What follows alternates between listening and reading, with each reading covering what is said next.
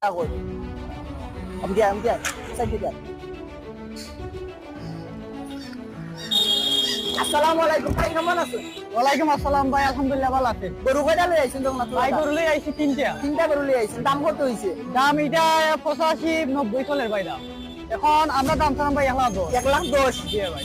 কাস্টমারের অবস্থা কেমন দোকান? কাস্টমারের অবস্থা আলহামদুলিল্লাহ ভালো আছে। ভালো আছে। বর্তমানে যে অবস্থা দেখাম আগামী বাজারে আরো ইনক্রিজ হইব এবং গরু আগামীতে আরো বেশি ব্যবসার মনে হয়। আজকে মানুষের সবাই দাম দর দিকে আর বেশিরভাগ ভালো আছে।